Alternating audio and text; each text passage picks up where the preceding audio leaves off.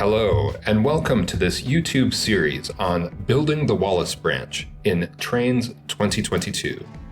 This is episode 0, and all I plan to show you in this video is a brief time-lapse of the origins of the upcoming route via TransDem. But first, a little bit of background about what I'm trying to accomplish here. The Wallace Branch is a colloquial term for the Northern Pacific Railway's branch line to Wallace, Idaho, constructed in 1890, and known officially as the Coeur d'Alene Branch. At the time, there was a mining boom underway in the Coeur d'Alene area of the Idaho Panhandle. Ore had been shipped by rough wagon road over the mountains to Thompson Falls in Montana, and also via steamboat over Lake Coeur d'Alene via the landing by the old mission at Cataldo. The Northern Pacific was in a race with the Union Pacific and the Oregon Railway and Navigation Company, or ORNN, to connect with Wallace, Idaho, at the heart of the mining district. The companies sometimes cooperated, and sometimes they referred to themselves as being at war, with one NP official referring to the ORNN as a wily enemy. The Northern Pacific ultimately built the Wallace Branch, officially the Coeur d'Alene Branch, from both directions, with the lines meeting at Lookout Pass in the winter of 1890, with tough 4% grades on both sides. In the end, the ORNN was absorbed into the UP, which served Kellogg and Wallace and Mullen from the west. Then, a couple of decades later, the Milwaukee entered the scene, building its famous Pacific extension through the area, but bypassing Wallace by crossing the Bitterroots via the St. Paul Pass just south of Taft, Montana. Later, after floods damaged tracks in Montana, the NP and Milwaukee shared the Milwaukee's tracks, which were electrified. In this route, I aim to build a fairly prototypical version of the NP and UP operations from DeBorgia, Montana to Cataldo, Idaho. The actual Coeur d'Alene branch of the NP went from St Regis, Montana to Wallace, and actually initially it went from DeSmet, Montana to Wallace. And then the UP tracks, they extended from Plummer, Idaho up to Wallace, and then ultimately up to Mullen and Burke. If you played Trainz, you probably know that there is an existing route created by Toomey that covers some of the same territory, but not all of it, and that route focuses on the Milwaukee. It's the Drexel to Avery route. Now, a little bit about TransDem. TransDem is a private software available for purchase from Roland Ziegler, and it enables you to get the satellite data on ground elevations into Trainz. And it can also import images from Google Maps and other mapping tools, such as OpenStreetMaps. It's a powerful piece of software, but it is a little hard to use. This is not a tutorial, but I basically completed the steps by watching 2 other YouTube tutorials. One is called TransDem Step by Step by MP451, and that covers getting the elevation maps, or DEMs, and the satellite images, such as from Google, into the route. You literally have to follow it step by step, and you probably will do it incorrectly a few times, even though the tutorial is very clear and very well done.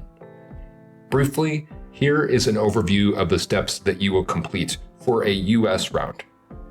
First, you will be going to the USGS site to download the DEM files, and that requires you to first identify the files that you'll need to download by drawing this polygon onto the USGS map. And be careful, because you don't want the polygon to be too large or too small. Then you download the files from the USGS, and you use the TransDem software to stitch them together into a merged DEM file. And I would say that this is the easy part. You're unlikely to mess it up.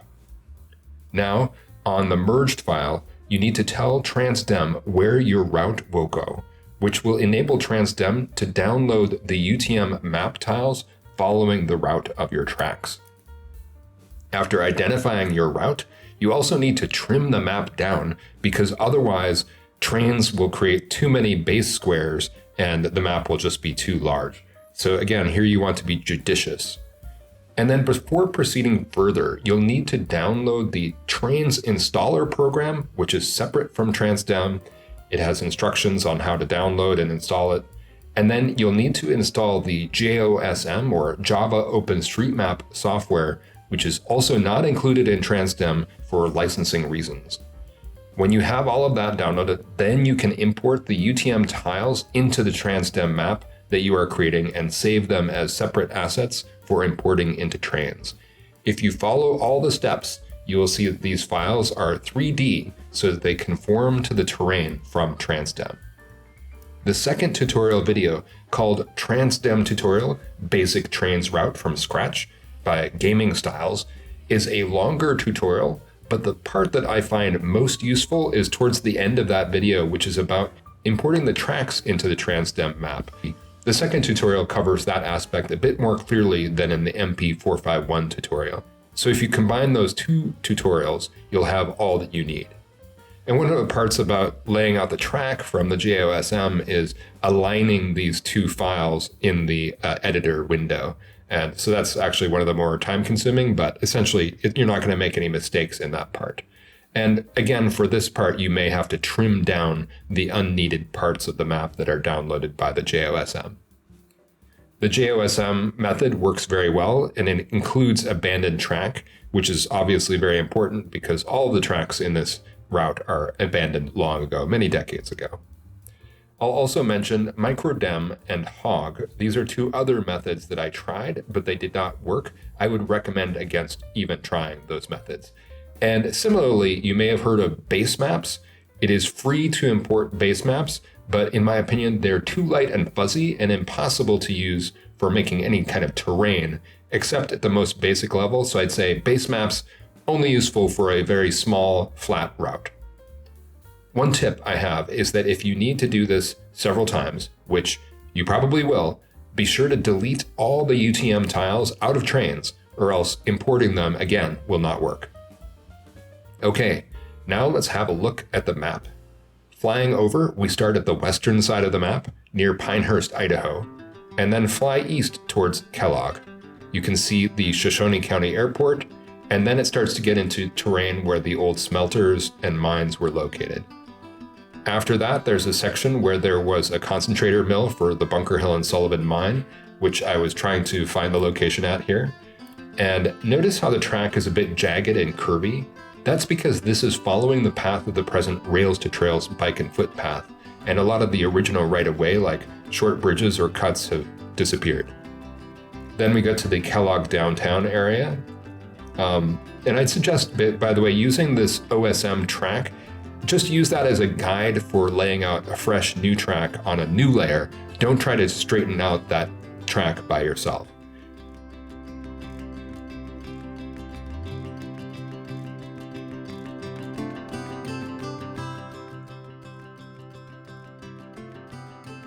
For some reason, OBS lagged a bit here, so there's an empty part we're skipping. We're jumping ahead to Osborne, Idaho, and then flying east over Silverton, Idaho.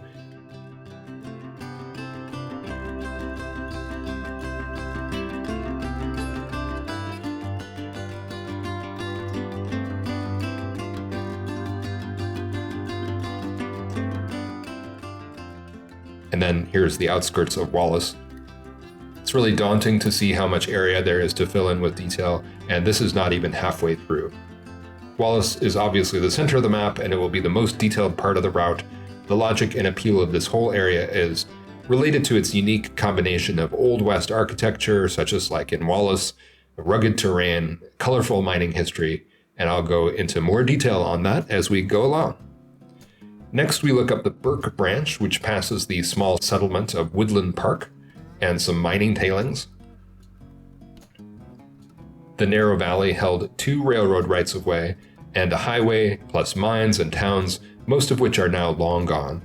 I kind of hovered here because I thought this might be the town of Gem, and then up a bit we come to where the Mammoth Standard Mine Complex was located.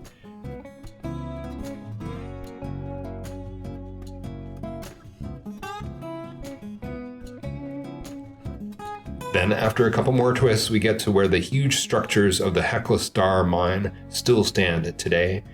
And then the track continues up just a little bit beyond that into Burke, where it passed directly up the main street and through the lobby of the famous Tiger Hotel.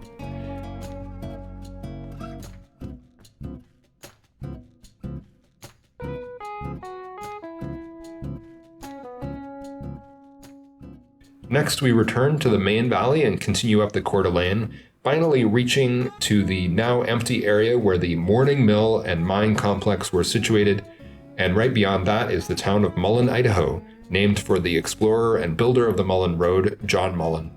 That road passed through here on its way down from Lookout Pass.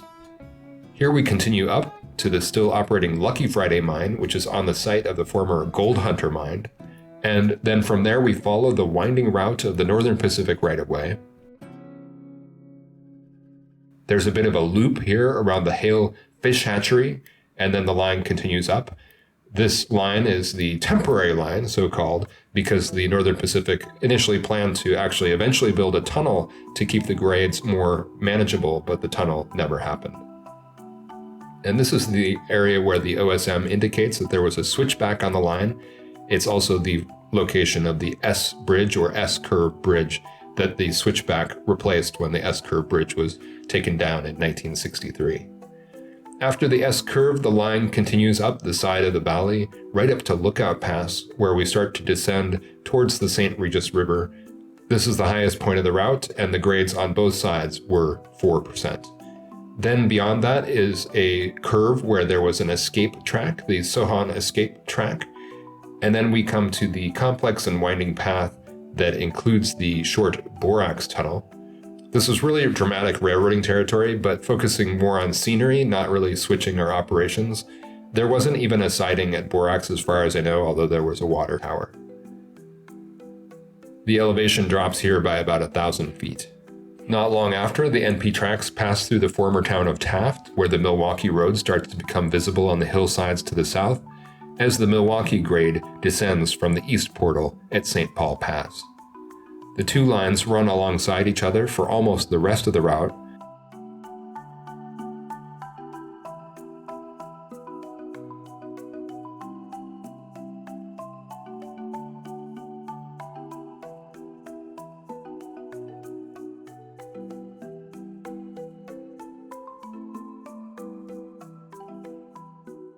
The NP passes through the town of Saltese, where there were a few sidings, while the Milwaukee passed over a long steel trestle high above.